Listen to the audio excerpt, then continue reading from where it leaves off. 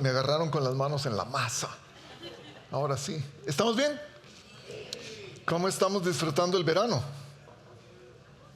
Ok. No lo estamos disfrutando mucho, que digamos, pues allá ustedes, yo sí. ¿Ustedes saben quién no disfrutaba el verano? El pueblo de Israel. Israel no disfrutaba mucho su verano porque su verano era muy caliente en el desierto. Eso es lo que nos dice el libro de Éxodo, que salieron de Egipto, de la esclavitud de Egipto, y salieron para el desierto. ¿Por cuánto tiempo? 40 años. 40 años en el desierto, divagando, andando de aquí para allá. Y tenían la tierra prometida ahí en sus narices. La tenían cerca. Pero duraron 40 años en lo que pudieron haber durado un mes para llegar a la tierra prometida. ¿Se imagina? ¿Se imagina? Mateo le está escribiendo a un grupo de gente específica, a los judíos. No le está escribiendo a usted y a mí. La Biblia fue escrita para un grupo de gente específica en los diferentes libros de la Biblia. Ahora, nosotros podemos tomar lecciones de lo que aprendemos que ocurrió en cada una de esas partes de la historia. Así es como leemos la Biblia. Mateo en particular, él está escribiendo a los judíos que, al igual que los israelitas, estaban en un momento difícil porque no tenían mucha esperanza. El imperio romano los había cautivado, los había hecho cautivos. Y no tenían esperanza mucha. Estaban en una situación similar como en Egipto. Estaban siendo esclavos también, de alguna manera. Y entonces Mateo agarra partes del libro de Éxodo para traerlas a lo que está escribiendo en el siglo I. Tomó cosas que habían pasado cientos de años atrás en la historia judía y de alguna manera las pone en su libro que está escribiéndole a los judíos del primer siglo. Entonces hay cosas relevantes del libro de Éxodo que podemos ver en el libro de Mateo. Y ya hemos visto algunas de ellas. El nacimiento de Jesús, por ejemplo. Jesús tiene que huir a Egipto, o sus padres tienen que huir. ¿Por qué? Porque el emperador empezó a matar niños, porque tenía miedo de que Jesús, el nuevo Mesías, tomara su lugar. Y entonces nos recuerda, en el libro de Éxodo se nos cuenta de Moisés, que el faraón también mató a los niños para deshacerse de toda la descendencia judía eventualmente que venía. Pero se salva uno y es Moisés. Y entonces Moisés tiene mucho que ver para Mateo, Moisés tiene mucho que ver en su relación de cómo se ve con Cristo. No solo Moisés, el libro de Éxodo también. Cuando Jesús es bautizado, recuerdan que Jesús es bautizado por Juan el Bautista en el río Jordán. Y nos recuerda el paso de los judíos por el Mar Rojo. Un paso de renovación, de algo nuevo que empieza. Y Jesús dice, este es un nuevo comienzo también. Hagan lo mismo. Y la voz de Dios es audible y dice, este es mi Hijo amado, en quien tengo complacencia. Y después Jesús va al desierto. ¿Por cuántos días? 40 días. No es una coincidencia. El pueblo de Israel estuvo 40 años en el desierto, y Jesús como el pueblo de Israel va al desierto. Y entonces se nos recuerda algo. En el Antiguo Testamento el Hijo de Dios es Israel, y ellos van al desierto por 40 años, pero no logran hacer lo que Dios quería que hicieran, encontrar la tierra prometida. Pero ahora el Hijo de Dios, el verdadero Hijo de Dios, va al desierto y en 40 días dice, yo sí pude lograrlo. Y eso nos demuestra que Jesús puede hacer lo que nosotros no podemos hacer. ¿No es eso bueno? Si usted se puede ir con esas buenas noticias hoy, Él lo puede lograr. Y una y otra vez, Mateo nos está diciendo, vean cómo se parece Éxodo a lo que estoy escribiendo. Vean el reflejo del Antiguo Testamento en lo que estoy diciendo ahora, cómo Cristo cumple cada una de esas cosas. Y hoy no es la excepción. Porque Jesús sube al monte, lo dije la semana pasada, Jesús sube al monte y les dice, cuando empieza su ministerio, yo no vine a quitar la ley, yo vine a cumplirla. ¿Recuerdan?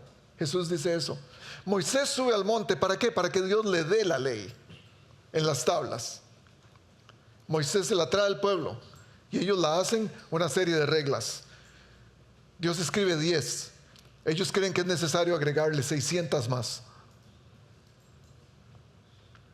Jesús dice, no es muy complicado, porque esa ley no está escrita en tablas de piedra, esa ley está escrita en las tablas del corazón.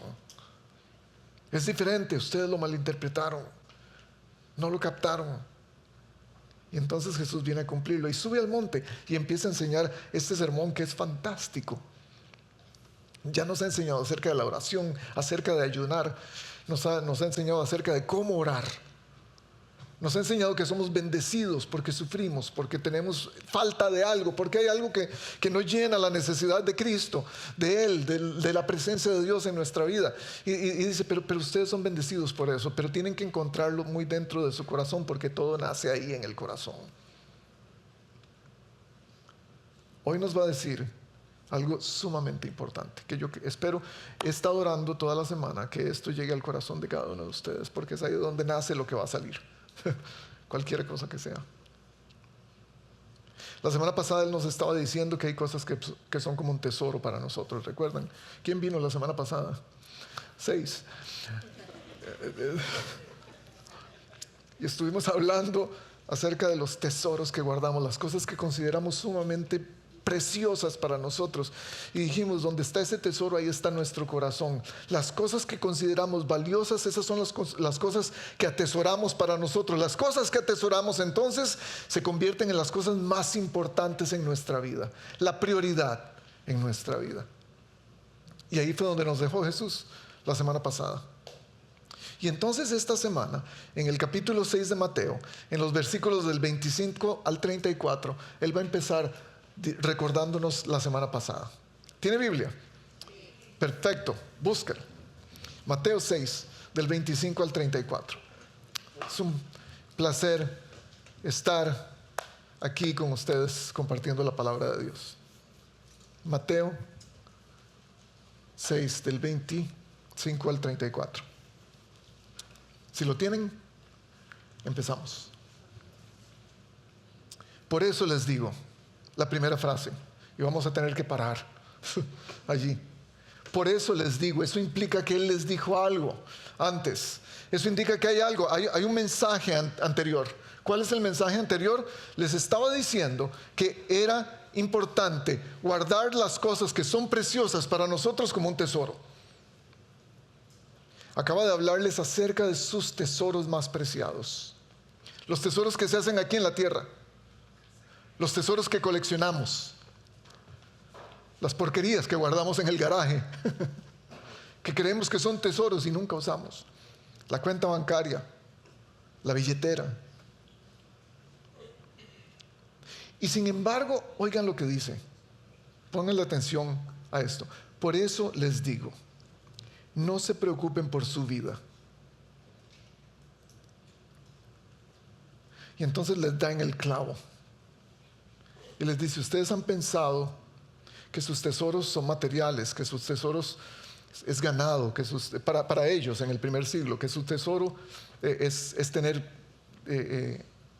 empleados o tener esclavos.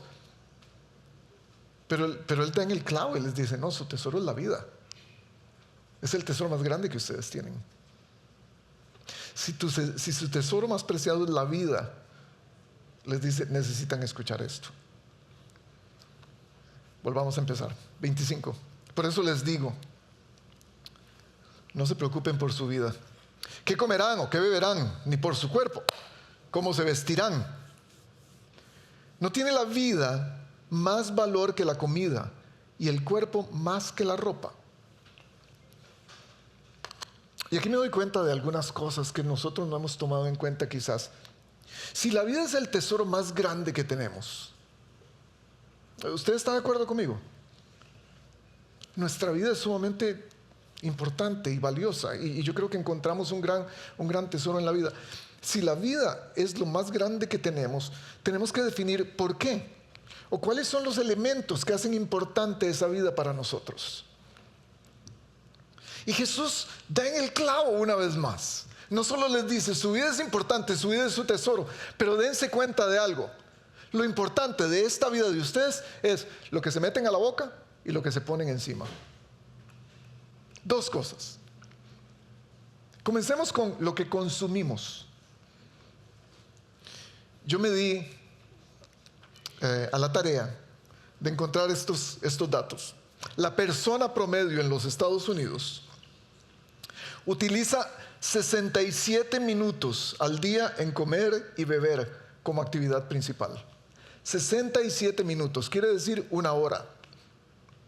No está mal, decimos, pero le agregamos 17 minutos más para comer y beber como actividad secundaria. O sea, usted está frente al televisor y está comiendo palomitas o Doritos, lo que sea que le guste meterse a la panza. O va en el carro y tiene una bolsa de cacahuates japoneses, que son los que me gustan. Y ahí vamos. ¿Eso qué quiere decir? Más de 80 minutos al día pasamos comiendo. Vean lo importante que es. Es más, algunos de ustedes ya están pensando en qué van a comer después de que salgan. Amén. Ya, oye un amén. Así de importante es esto. Los mejores chistes que tenemos tienen que ver con tacos, espagueti, pizza, todo ese tipo de cosas que nos tiramos a la boca para que nos tragamos. Pero no solamente dice Jesús que la vida es lo que comemos, dice que también la vida es lo que vestimos, lo que nos ponemos. Otra vez, me di a la tarea de conseguir esta información. Al año, el promedio de cada persona en los Estados Unidos tira a la basura 65 libras de ropa. 65 libras de ropa. Y usted estará pensando, ¿cuáles son las 2 libras que tengo que llevar a Goodwill mañana? 1 de cada 10 personas se queda sin espacio en el closet en los Estados Unidos durante el año. Sí, es usted el que está pensando, uy, sí, tengo mucho en el closet. Primer cosa en sus notas, si quiere apuntarlo. Pensamos en la vida, que la vida significa alimento y apariencia. 2 cosas sumamente importantes para cada uno de nosotros: alimento y apariencia. Es interesante porque Jesús tiene otro concepto de esto. O sea, mientras estaba preparando este sermón, en algún momento cuando lo estaba preparando, yo estaba pensando en la comida. ¿Qué voy a cocinar hoy en la noche? Jenny estaba trabajando ese día y yo tenía que cocinarle a los niños. ¿Qué voy a cocinarle? De hecho, estaba preparando esto antes del almuerzo, de la hora de almuerzo, o lonche, como usted quiera decirle. Y estaba pensando, ¿qué les voy a hacer de almuerzo? ¿Y qué voy a cocinar más tarde? Miren cómo pensamos. Y si usted ama de casa, usted hombre cocinero, usted estará pensando en eso en este momento. Pero Jesús piensa muy diferente. Cuando Jesús estaba en Juan capítulo 4, Jesús está muy cansado, viene de un largo camino y les dice a los 12, ¿saben qué? ¿Por qué no van a Walmart a conseguir algo? Yo me voy a quedar aquí sentado. Estoy muy cansado. ¿Seguro? Sí, vayan tranquilos. Pero no hay Walmart, hay Target. Ok, yo les doy la tarjeta para que vayan. Y se van a comprar a la tienda, al pueblo. Mientras Jesús está sentado, llega una mujer. Usted sabe la historia, la ha escuchado. Una mujer que representa muy bien al pueblo a donde los discípulos fueron a comprar. El pueblo es Samaria. Y la mujer es la mujer samaritana. Y ella aparece y Jesús empieza a tener una conversación con ella. La conversación no es necesariamente en lo que estamos enfocados, sino es lo que pasa cuando ella va de vuelta al pueblo para decirle al pueblo lo que Jesús le dijo, y de vuelta venían los discípulos, ahí con las bolsas y demás. Y mientras ellos volvieron, le preguntan, ¿por qué estabas hablando con una mujer? Y él les dice, bueno, ustedes no saben lo que pasa en la vida de esa mujer y demás. Mientras están hablando con Jesús, empiezan a sacar todo, mientras estaban haciendo los sándwiches, y le dicen, maestro, come algo. Y es ahí donde me quiero enfocar. Y Jesús les responde, yo tengo un alimento que ustedes no conocen. Y ellos decían, ¿le habrán traído algo de comer? Seguro pidió ¿cómo se llama? Uber Eats. Mi alimento, dice Jesús, es hacer la voluntad del que me envió y terminar su obra. Jesús sabe algo acerca de la comida que nosotros no entendemos. Voy a decirles algo que puede ser muy profundo para ustedes. Así que agárrese del asiento, porque esto va a estar profundo. Comer no es todo en la vida, aunque no lo crea. Aunque no lo crea. Pero después va al vestido. Y el vestido nosotros lo pensamos como poner atención en cómo nos presentamos, cómo la gente nos va a mirar, qué tenemos puesto en nosotros. Lo que me gusta a mí, lo que no me gusta a mí, lo que le gusta a la gente y lo que no le gusta a la gente. Es una combinación de eso. ¿Usted está de acuerdo con eso? Es interesante. Santiago capítulo 2 dice, no tengas preferencia por cómo se viste el rico o el pobre. Primera de Timoteo 2 dice, las mujeres no se vistan ostentosamente. Entonces la Biblia frecuentemente está hablando de cómo no tenemos necesariamente que poner atención a cómo nos vemos. Y estoy pensando en el libro de Génesis. ¿Qué es lo que piensa Dios? O sea, no podemos andar ahí sin ropa o con harapos, ¿no es cierto? ¿Cuál es la visión de Dios en cuanto a lo que vestimos? En Génesis 3:21 dice que Jesús, cuando vio, después de la caída de Adán y Eva, cuando los ve, porque ellos se dan cuenta que están desnudos. Y cuando Dios los ve desnudos, no empieza a burlarse de ellos. Miren. Al contrario, les da ropa para que se vistan. Y les provee. En Isaías 61:10, él dice esto, el profeta dice esto. Dios me vistió con ropas de salvación y me cubrió con el manto de justicia. Y entonces Dios dice, tranquilo. Tranquilo si no puede comer, tranquilo si no tiene que vestir. Yo voy a proveer. ¿Saben qué es lo irónico con esto? Entre más comemos, menos nos queda la ropa. ¿Se ha dado cuenta? Entonces es un ciclo. Ay, no me queda la ropa, voy a comprar más. Compro más, voy a comer más. Voy a celebrar, vamos a celebrar, a comer. Y todo este proceso produce algo en nosotros. Y es a donde me quiero enfocar hoy. Este proceso de no saber si voy a tener para comer, si voy a tener para vestir, produce en nosotros un proceso. Y este proceso se llama preocupación. Y es que todos nos preocupamos.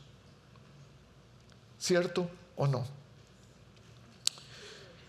O por una o por la otra cosa. O por las dos cosas. Nos preocupamos todo el tiempo. ¿Qué vamos a comer? ¿Vamos a comer? ¿Qué vamos a vestir? Como dije antes, usted debe estar ahí sentado pensando qué me voy a comer más tarde. ¿Qué es lo que viene para el almuerzo? ¿Cuál es la cena? ¿Quién va a preparar los elotes? ¿Quién compró el pescado?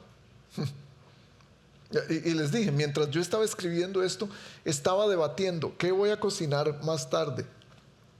¿Arroz con pollo o caldo de pollo? ¿Qué hago? Yo mismo me agarré, me caché a mí mismo preocupado por esto. La palabra preocupación es una que usamos mucho, pero no sabemos necesariamente qué significa y busqué la etimología, lo que quiere decir la palabra, el fondo, la raíz de la palabra. Y significa dos cosas. Está dividida en dos partes. En preocupación, y usted ya se imaginará qué viene después de esto. Pero la raíz básica de la palabra en latín es pre, significa antes. Ocupación significa estar ocupado. ¿Qué quiere decir? Que estamos abrazando la ocupación, estamos ocupados en nuestra mente antes de que ocurra la situación. Eso significa. Usted está poniendo trabajo extra, está trabajando antes de lo que tiene que trabajar para proveer, si quiere decirlo de esa manera. Entonces hace, ¿qué fue? 2 semanas tuvimos una clase de ansiedad y depresión. ¿Quién vino a la clase? Muy bien. Pues más manos de lo que pensé. Genial. Y si usted no vino, le vamos a dar un resumen hoy. Tuvimos una clase de ansiedad y depresión. Jimmy y Erika nos ayudaron con eso. Y nos hablaron de estas dos cosas que están embargando a las familias, no solamente en nuestra congregación, pero en todo el mundo. Entonces, cuando hablamos de ansiedad, usted lo tiene ahí en sus notas. Hablamos de una preocupación permanente por el futuro. La ansiedad se enfoca en el futuro.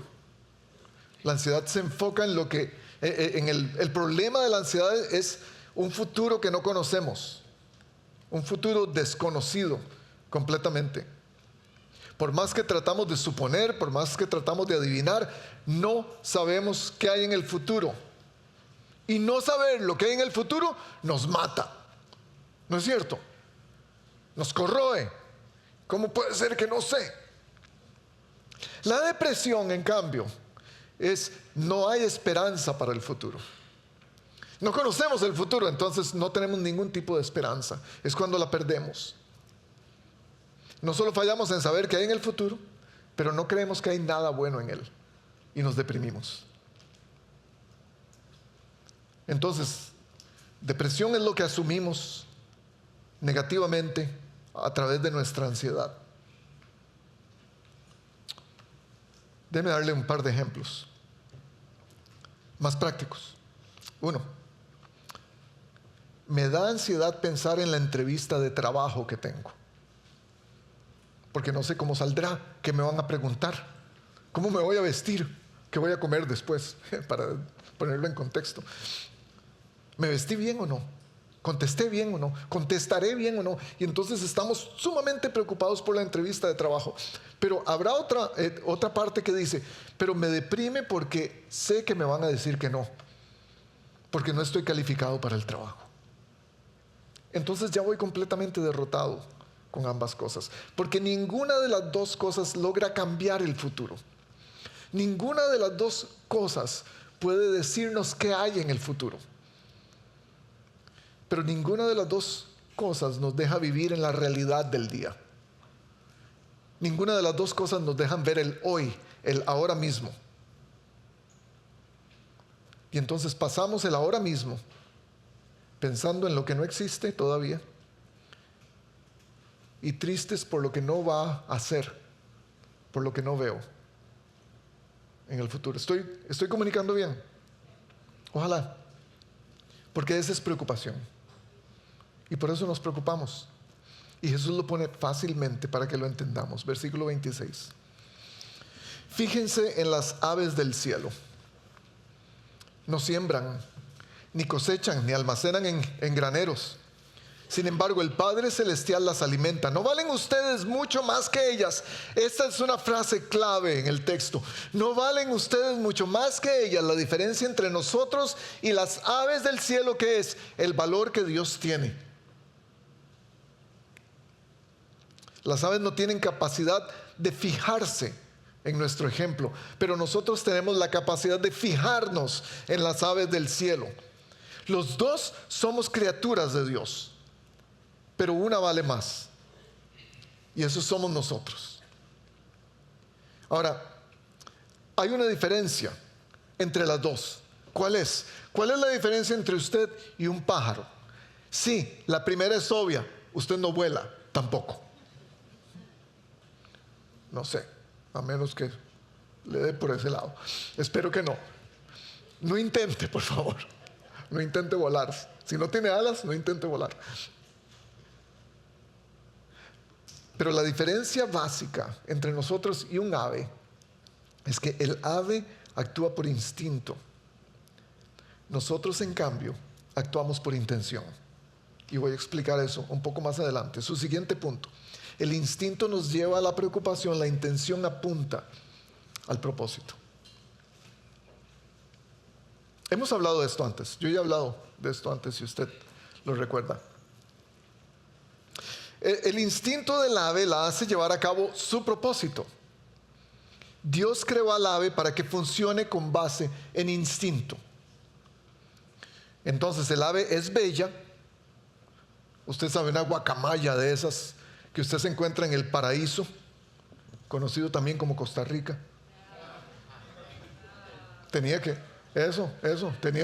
Muy bien, allá vi 2 ticos. Allá vi 2 ticos, 3 ticos. Ahí, ¿quién dijo más? ¿Quién dijo yo? No, 4 ticos, eso. 5 ticos. 7 porque cuento a mis hijos, sí. No. El ave es bella, colores, vuelo majestuoso. Estoy pensando en los pelícanos que vuelan al ras del océano increíblemente. Estoy pensando en un cóndor que gloriosamente surca los cielos de las cordilleras del Perú. Usted sabe, ese es parte del propósito del ave. El otro propósito del ave es cantar. Hay pájaros que cantan precioso. Hay otros que queremos matarlos. Queremos tener uno de esos rifles, un BB gun, y deshacernos de ellos porque son odiosos. Pero hay unos pájaros que cantan hermoso. Entonces el ave tiene propósito: ser bella, cantar, o en el mejor de los casos, ser Chick-fil-A. O sea, ¿qué puedo decir? No me diga que usted no come Chick-fil-A. Come on. O pollo frito, Kentucky. El ave no tiene intención, gente. Ella, su propósito es ese en realidad. Es ser bella, cantar o ser comida. Pero el ave no tiene ningún tipo de intención. Es un animal, funciona por instinto. El humano sí tiene intención. El ser humano sí tiene. Esto lo hace valioso porque ¿qué hace un ser humano que tiene intención? Refleja algo que ningún otro punto de la creación puede reflejar, y es la imagen y semejanza de Dios. Y somos como Él porque podemos pensar, porque podemos elegir, y nos hace valiosos. Esta intención significa tener la determinación de nuestra voluntad para lograr un objetivo. Eso es intención. Poner nuestro enfoque en algo y decir: yo voy a hacer eso y lograrlo. Ponerse una meta, un objetivo, es tan fácil como eso.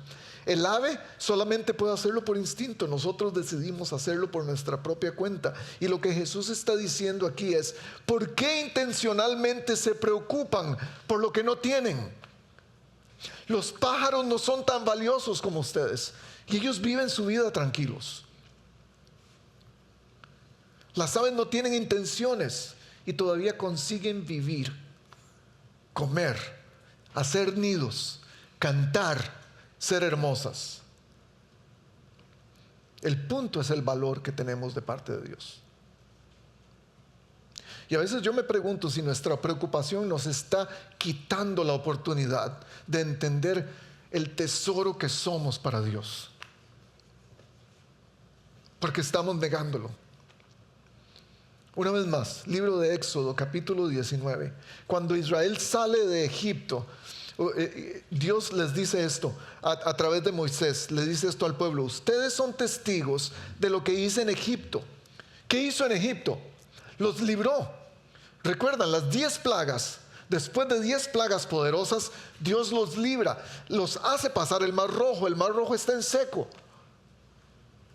Ustedes son testigos de lo que hice con Egipto y de los que he traído hacia mí como sobre alas de águila. El águila sucede que es un pájaro. Los he traído hacia mí como sobre alas de águila. Si ahora ustedes me son del todo obedientes y cumplen mi pacto, serán mi tesoro especial entre todas las naciones. Y desde entonces, desde Éxodo, Dios está pensando, un águila es majestuosa, pero no es tan majestuosa como para que ustedes no viajen en las alas de esa águila, porque ustedes son míos. No se preocupen por lo que no tienen. Enfóquense en que Dios los ama. Y sigue Jesús hablando. Versículo 27. ¿Quién de ustedes, por mucho que se preocupe, puede añadir una sola hora al curso de su vida? En otras versiones dice, puede añadir una pulgada a su estatura. Nadie. Bueno, a menos de que los tacones sean allá ustedes. ¿Y por qué se preocupan por la ropa? Observen cómo crecen los lirios del campo. No trabajan ni hilan. Sin embargo, les digo que ni siquiera Salomón, con todo su esplendor, se vestía como uno de ellos. Si así viste Dios a la hierba que hoy está en el campo y mañana es arrojada al horno, ¿no hará mucho más por ustedes, gente de poca fe? Y me encanta que Jesús es ofensivo. Me encanta que sea ofensivo, porque a menos de que Jesús sea ofensivo, no nos va a caer el 10. No vamos a entender. Es hasta que nos ofenden que nosotros pensamos que es el siguiente paso que tenemos que hacer. Es un asunto de fe, dice Jesús, de poca fe. Y no es casualidad. En 4 ocasiones diferentes, en Mateo solamente, Jesús tiene que decirle a los discípulos que ellos tienen poca fe. Mateo 8:26, hombres de poca fe, ¿por qué tienen miedo? Están en el barco y se va a hundir. Y ellos están, Jesús, nos vamos a morir y no tenemos salvavidas. Hombres de poca fe. Mateo 14:31, Jesús viene a sanar a un muchacho que está endemoniado. Y antes de que Jesús lo sanara, los papás del muchacho le dijeron a los discípulos, sánenlo. Y el chamaco los zarandeó. Y están preocupados, ¿por qué no pudimos hacerlo? Y Jesús les dice, gente de poca fe, si tuvieran fe tan pequeña como un grano de mostaza, lo hubieran podido hacer. Cuando Pedro sale del barco en la misma oportunidad y empieza a caminar por el agua, da un par de pasos, se le olvida que está viendo a Jesús y empieza a ver las olas, empieza a ver sus circunstancias, empieza a hundirse. Jesús lo agarra y le dice, hombre de poca fe, ¿por qué dudaste? Y en otra ocasión, cuando están hablando de comida, Jesús les dice a los discípulos, Mateo 16:8, hombres de poca fe, ¿por qué están hablando de que no tienen pan? Confiamos más en nuestra capacidad de preocuparnos que en la capacidad que Dios tiene para proveer. De otra manera, nuestra atención no estaría en la preocupación. Debería estar en lo que Dios puede hacer. Pero esa es la cosa, gente. La preocupación se enfoca en lo que yo puedo hacer o en lo que yo no puedo hacer. La fe se enfoca en lo que Dios sí puede hacer. Eso es lo que dice nuestra falta de fe. No creo que Dios es capaz de ser Dios. Yo voy a tomar el control. Ahora, no me tome lo que yo estoy diciendo como juicio para usted. Hay razones válidas para preocuparse. Hay razones muy válidas para preocuparse. Pero vamos a hacer de esas razones nuestro enfoque principal, o vamos a hacer a Dios el enfoque principal. Porque yo no puedo hacer nada. Dios sí. Porque Él quiere darnos lo mejor. Santiago 1:17 dice, todo lo bueno que hemos recibido, todo regalo perfecto que viene de arriba es de Dios, del Padre, el creador de los astros del cielo, en quien no hay cambio ni sombra. Dios no solo quiere proveer, Él quiere darnos lo mejor. 2 versículos más para ilustrar eso. Romanos 8:32. Dios no escatimó, Dios no se dejó a Jesús ni a su propio Hijo, sino que lo entregó por todos nosotros. ¿Cómo no nos va a dar Dios entonces todas las cosas? Dice Pablo. Y más adelante en Filipenses dice: Dios les proveerá de todo lo que necesiten conforme a las gloriosas riquezas que tiene en Cristo Jesús. Leímos ese versículo la semana pasada. Y entonces sigue diciendo, versículo 31 en Mateo 6: así que no se preocupen diciendo, ¿qué comeremos? ¿O qué beberemos? ¿O con qué nos vestiremos? Los paganos andan tras estas cosas, todas estas cosas, pero su Padre Celestial sabe que ustedes las necesitan. Cuando dice la palabra paganos, está diciendo la gente que no cree, la gente que no confía en Dios, anda detrás de estas cosas.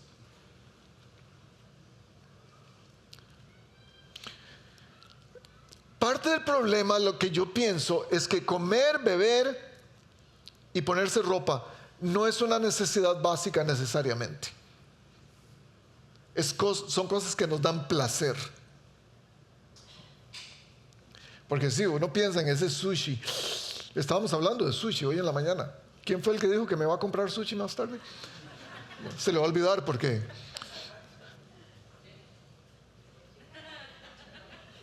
no es Jenny. Comer, beber y vestirse pueden ser placer, no necesidad. ¿Recuerdan el Padre Nuestro? Creo que la semana antepasada. Jesús termina la oración del Padre Nuestro y después dice: su Padre sabe de lo que ustedes necesitan antes de que se lo pidan. Ese es Dios. Su deseo de proveer. Próximo punto. Si usted sabe preocuparse, usted sabe orar. Quien sabe preocuparse, sabe orar. Es una decisión que vamos a tener que tomar. ¿Me voy a preocupar por esto? Ok. Tenemos la oportunidad, tenemos la libertad de preocuparnos. Pero ¿me voy a quedar viviendo ahí? ¿O voy a ir a Dios en oración? Una decisión. Más bien, dice Jesús, versículo 33. Busquen primeramente el reino de Dios y su justicia. Usted sabe este versículo si ha estado en la iglesia por algún tiempo. Busquen primeramente el reino de Dios y su justicia, entonces todas estas cosas les serán añadidas. ¿Usted notó la palabra última? Añadidas. ¿Qué quiere decir eso? Quiere decir que ya tenemos algo y Dios va a añadir. Quiere decir que no estamos vacíos, no estamos solos, no estamos desesperados. Él va a añadir algo más. Por lo tanto, versículo 34. No se preocupen por el mañana, el cual, sí, muy fácil Jesús decir eso, claro. Muy fácil decir no se preocupe por el mañana. No es usted el que no tiene de cómo pagar la renta. Muy bonito Jesús. No es usted el que no tiene para comprarse los nuevos Nikes y los nuevos Adidas. Porque a veces no es una necesidad, es un lujo. Por lo tanto, no se preocupen por el mañana, el cual tendrá sus propios afanes. Cada día tiene ya sus problemas. ¿Usted tiene problemas? ¿Usted tiene necesidades? Yo creo que todos, pequeña o grande. ¿Confiar en qué? Nos dice. Escriba su último punto y vamos a ir aterrizando aquí. Pero no se desconecte. Cada vez que digo, vamos a ir terminando, ya la gente se desconecta y empieza a pensar en los tacos y en el Chick-fil-A, en el pobre pájaro que mataron para el Chick-fil-A. Tranquilo. No hemos terminado todavía. La fe no consiste en dejar de preocuparse, sino en aprender a confiar y obedecer. Eso es fe. ¿Confiar en qué? Esa es la gran pregunta. Sabemos que hay que confiar en Dios, obviamente. Pero deme cosas en las que podemos confiar. Le doy 3 cosas. Voy a darle 3 cosas para confiar. Uno es en el valor que tenemos en Él. Somos valiosos para Dios. El valor Dios lo da, no lo damos nosotros. Lo que usted piense que su vida, que vale su vida, no es ni siquiera una pequeña cantidad del porcentaje del valor que Dios le da a su vida. Esa es la primera cosa. Confiemos en el valor que Dios nos da, porque de tal manera amó Dios al mundo que dio a su Hijo, para que todo aquel que cree en Él no se pierda, sino que tenga vida eterna. Y dentro de todo aquel, usted y yo estamos incluidos. Número 2, es lo mismo. La vida. Puede confiar en la vida que Dios quiere para usted. Esta vida depende de Él, no depende de mí. Y lo hemos hecho que nuestra vida depende tanto de nosotros mismos, por eso perdemos la esperanza. Porque nuestra capacidad de hacer que ocurra no es tan grande como la capacidad de Dios. A veces pensamos más en nuestra capacidad de hacer que las cosas funcionen que la capacidad que Dios tiene para hacerlo. Y la tercera cosa, y todas tienen con fe, para que los recuerde bien, es la voluntad de Dios.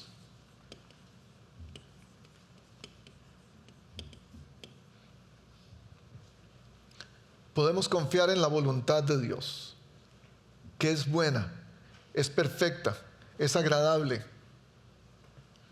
Y usted me dice, pero ¿cómo saber cuál es la voluntad de Dios para mi vida? Especialmente en este momento, cuando necesito algo, cuando necesito la provisión de Dios, cuando estoy enfocado en lo que me hace falta. ¿Cómo saber cuál es la voluntad de Dios? ¿Usted se ha hecho esa pregunta? Yo creo que todos los días nos hacemos esa pregunta. ¿Cuál es la voluntad de Dios? Me hace falta el cariño de alguien, me hace falta la compañía de alguien, me hace falta el dinero para pagar la renta. Y pensamos en lo que nos hace falta, pensamos en el hoyo que tenemos, no pensamos en quién puede cubrir el hoyo. Pero decimos, ¿cómo? ¿Cómo sé que la voluntad de Dios va a hacer eso en mi vida? Pongámoslo sencillamente. ¿Cuál es la voluntad de Dios para las aves?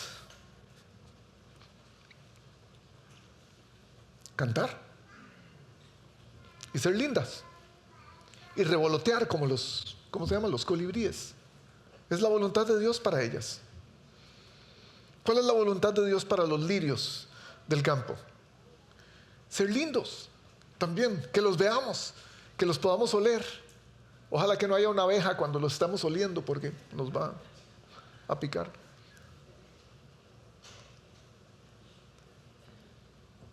Cuando estas 2 cosas cumplen su propósito, cuando el ave canta, cuando el ave hace nidos, cuando el ave es bella, cuando el lirio crece, da sus colores, están cumpliendo la voluntad de Dios. Eso se llama, están cumpliendo su propósito en la vida. Por instinto, no lo cumplen intencionalmente, lo hacen por instinto. Dios los creó para que hicieran lo que hacen por puro instinto.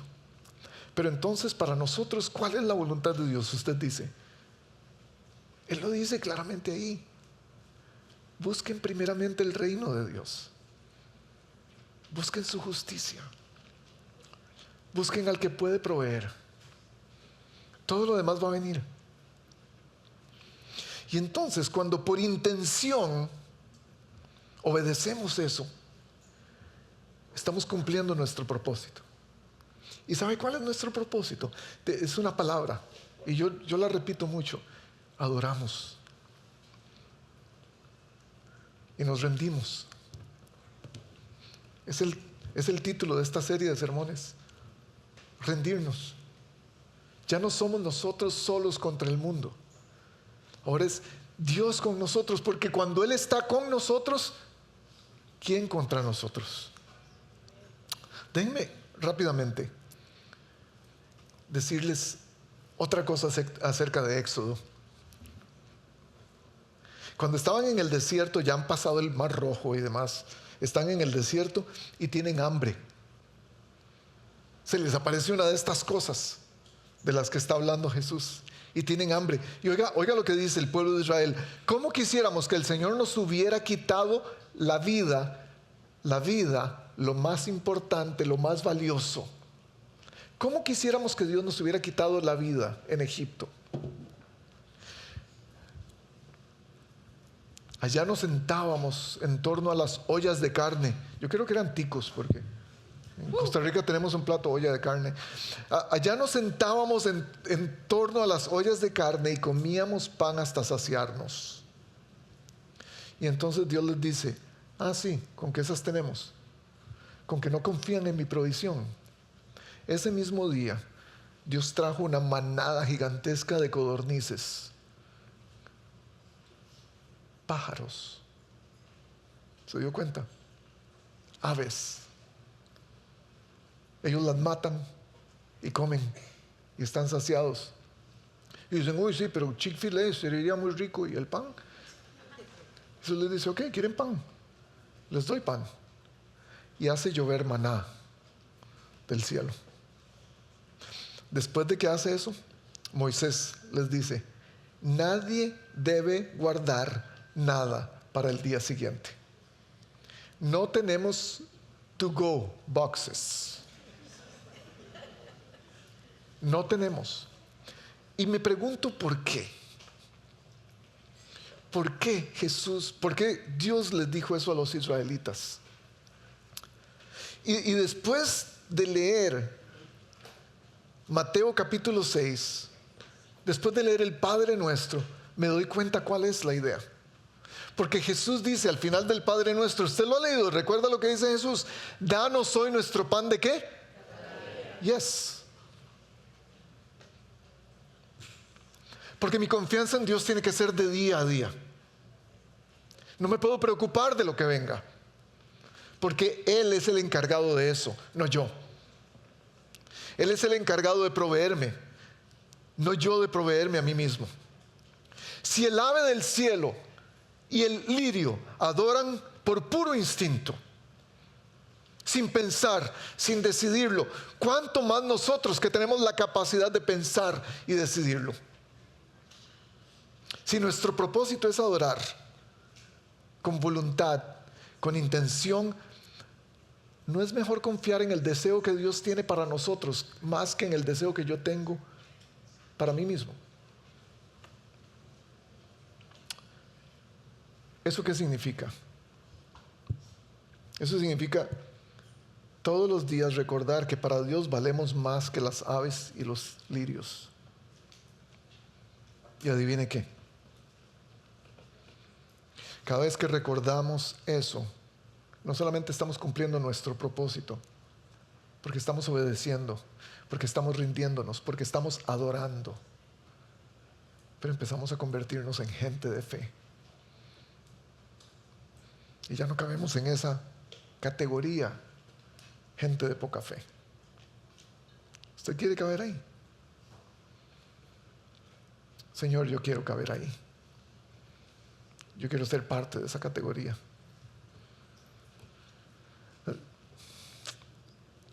Y esto no tiene sentido. Honestamente, aún en este momento, mientras estoy diciéndolo, no tiene sentido para algunos de nosotros no preocuparnos. Porque la necesidad es real, Señor. Porque para algunos de nosotros falta algo, hay un vacío de algo. Pero es ahí donde yo quiero reconocer que si tú me has hecho intencional, no funcionar puramente por instinto, si tú nos has hecho gente que funciona intelectualmente, que podemos usar nuestra mente, que podemos reflejar la gloria de Dios con nuestras acciones, con nuestros pensamientos, con nuestras elecciones de cada día. Señor, si eso significa adorar, yo quiero hoy comprometerme a ser un adorador. Si adorar significa negarme a mí mismo, si adorar significa reconocer que yo no soy capaz, pero que tú sí, yo quiero ser intencional. Quiero cumplir mi papel de ser tu tesoro especial. Quiero cumplir mi papel de reflejar quién es Dios, porque Él lo puso en mí, Él sopló ese aliento de vida en mí. Quiero ser parte de este plan que se llama el reino de los cielos. Es un pensamiento mucho más grande, mucho más allá de mis propias necesidades, mucho más allá de mis propios deseos, mucho más allá del sándwich o de la camisa. Que podamos ser gente que te adora, gente que intencionalmente cada día vive sabiendo que tú eres el dador de toda cosa buena. Si hay una oración que podemos recordar esta semana, Señor, ayúdanos a recordar esta: danos hoy el pan de cada día. Y ojalá que sea suficiente. Oramos en el nombre de Jesús.